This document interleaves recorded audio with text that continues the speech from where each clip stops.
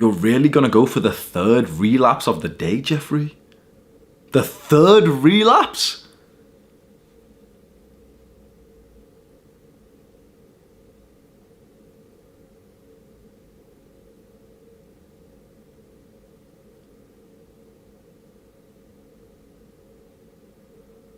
Yo, cut the intro, bro. Fuck me, man. I did a podcast interview, like Discord call. There was a point when I was like live streaming, and one of the guys who I invited up to come speak to me whilst I was live streaming was a 13-year-old kid. He said that he was given an iPad at the age of 4 and that he discovered and I think he said age 9 or 10, and that he had an addiction before he was 11 years old. I will say that again. An 11-year-old had a porn addiction. You want to do something interesting? Close your eyes. See yourself as a father a few years from now, and just see your son in his room with an addiction to porn. A bad addiction to porn, and maybe video games too. And imagine seeing that in your son, and imagine not even being able to help him because of how hyper stimulating and addicting it is. And I think what makes it so much harder now is that it's no longer even like these porn companies that are pushing this onto kids. It's kids putting it onto other kids. It's some little girl, 12 years old, twerking on TikTok. Kids in high school, like the boys in high school, bro, a lot of them are addicted to like TikTok and stuff. And imagine, bro, imagine literally if you see this like generation of high school boys on TikTok, literally seeing their generation of girls showing their bodies sexually. And when you think about the age of the girls who are going viral on TikTok, that's when it gets really fucked. Bro, I remember the day that I got into NoFap. Like I knew about it for a little while, but I was age 17. I'm 25 now. I knew about it for a while. People talking about it online. Oh, day 19, you'll be able to levitate and shit, right? You know, I tried it here and there, 1 day, 2 day relapse, whatever. I don't really care. Yeah, whatever. I remember the day that I took it seriously, bro. I woke up, and this was somewhat of like a habit for me. I'd wake up and just grab my phone and just go on like Reddit and Instagram and stuff, and fapped once. Cleaned up, stayed in bed, or lying down, just scrolled more and more and more. Click on some more porn. On Instagram, you see ass, or on Reddit, there's like a sexual post or some shit. Even talking about this, fuck, I don't want to take you out this story, but even just describing the story to you and, you know, just describing, oh, on Reddit, there's like a sexual thing. I promise you, I literally just had like a little bit of a desire to go and watch porn right now, years after I've watched that shit. The second time, still I haven't left the bed yet. It's the second time, fap. I remember the third time was when I went onto Pornhub and watched like this video of like this blonde girl getting railed. And how fucked is that as well? You know, like seeing a sexual picture, it's like, it's still not good for you and stuff, but you know, of like a girl, or seeing like some video of her twerking or some shit, yeah, fine. But like actual porn where you see like a man fuck a woman and you're like the little monkey in the corner just jacking off to that. What does that do to your brain and your beliefs? Just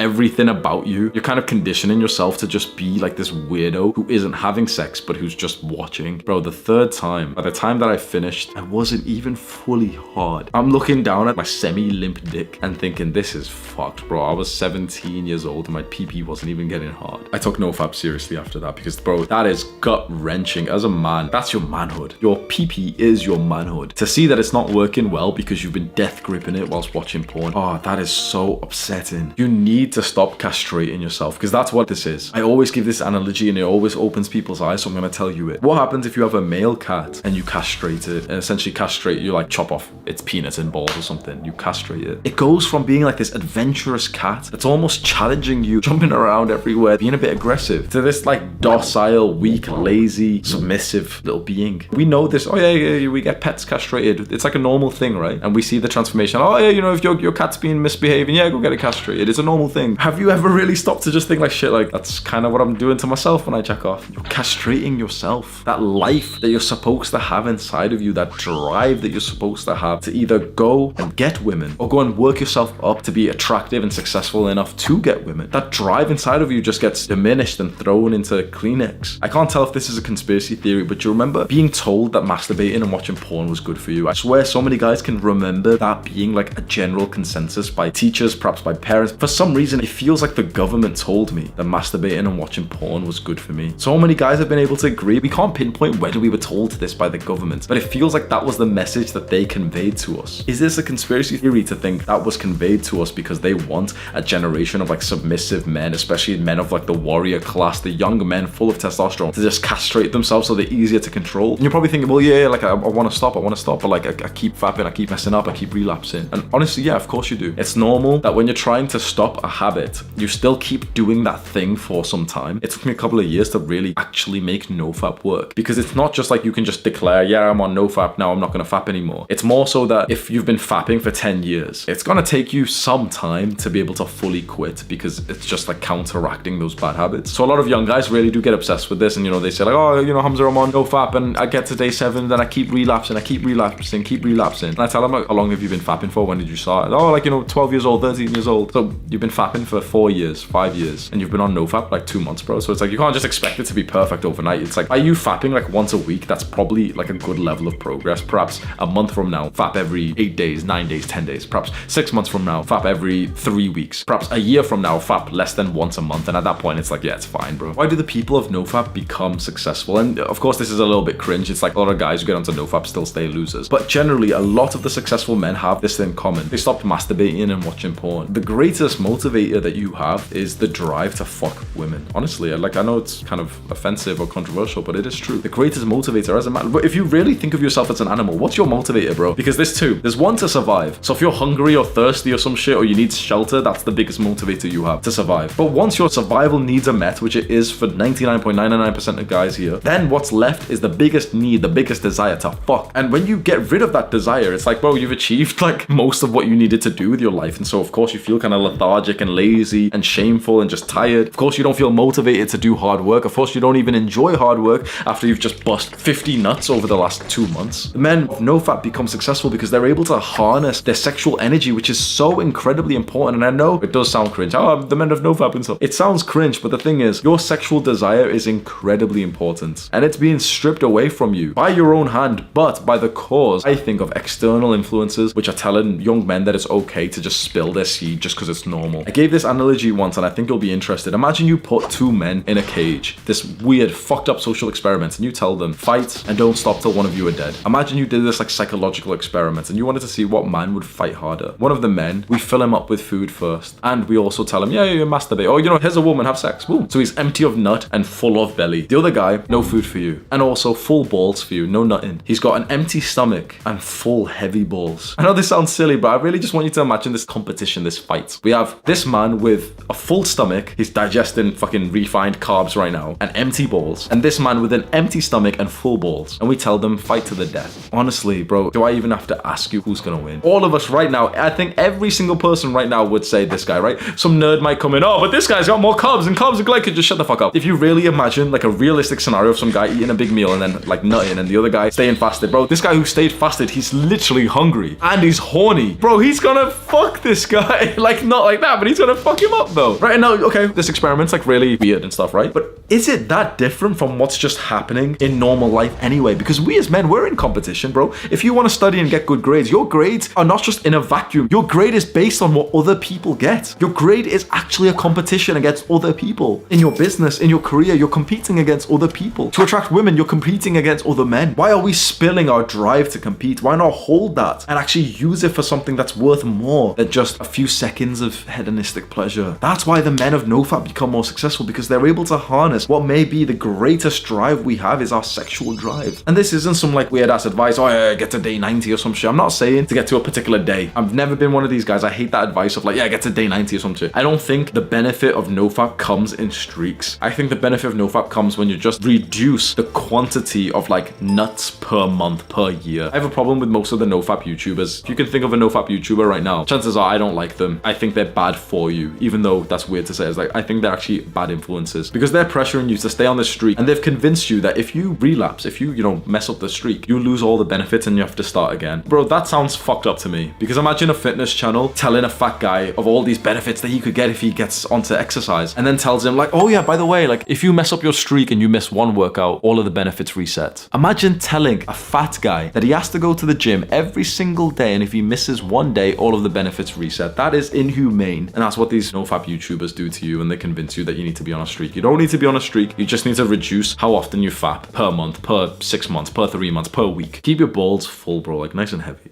Click on this video right now, do the hard work, especially when you don't feel like it. Mwah.